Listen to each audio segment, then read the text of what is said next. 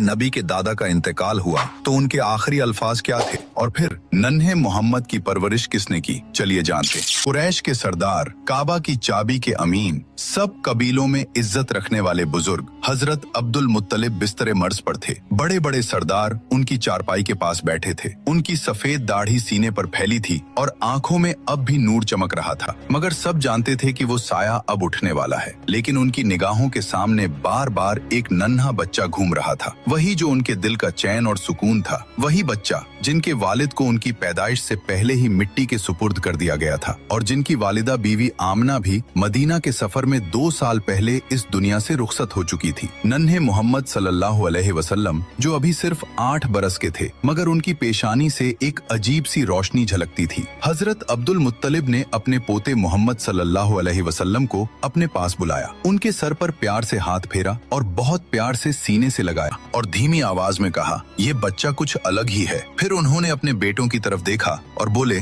मेरी बात ध्यान से सुनो, इस बच्चे की हिफाजत अब तुम्हारी सबसे बड़ी जिम्मेदारी है और मैं ये अमानत अपने बेटे अबू तालिब को सौंपता हूँ। ये सुनते ही हजरत अबू तालिब की आंखों से आंसू बह निकले। वो बहुत ही तंग हाली में जिंदगी गुजारते थे, माल दौलत ज्यादा नहीं थी, मगर दिल बेहद बड़ा था। उन्होंने वालिद से कहा, अब्बा जान आप बेफिक्र रहें, मैं इस बच्चे की हिफाजत अपनी जान से बढ़कर करूंगा। कुछ ही दिनों बाद वो घड़ी आ गई जब मक्का वालों ने एक और बड़ा गम देखा। हजरत अब्दुल मुत्तलिब का इंतकाल हो गया। कुरैश के लोग सदमे में थे, मगर सबसे ज्यादा गमगीन थे नन्हे मोहम्मद सल्लल्लाहु अलैहि वसल्लम। पहले वालदा का इंतकाल हुआ, अब दादा का साया भी उठ गया। आंखों से आंसू बह रहे थे, मगर उनके दिल में एक अजीब सा सब्र था। कोई और बच्चा होता तो रो पड़ता, बिलक पड़ता, मगर आप खामोशी से आसमान की ओर देख रहे थे, जैसे वहीं से दिल को सुकून और तसल्ली मिल रही हो। अल्लाह ताला ने ये दर्द अपने प्यारे नबी सल्लल्लाहु अलैहि वसल्लम को इसलिए दिखाया ताकि आने वाली उम्मत को सब्र और भरोसे का सबक मिले। अबू तालिब ने उस दिन से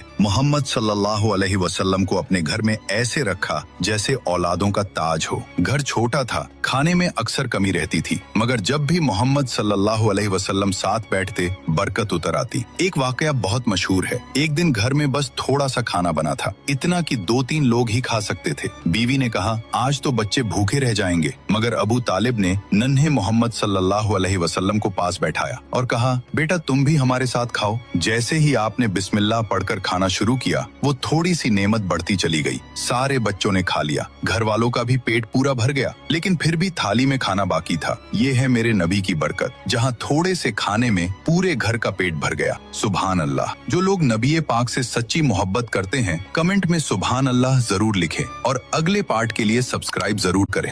जब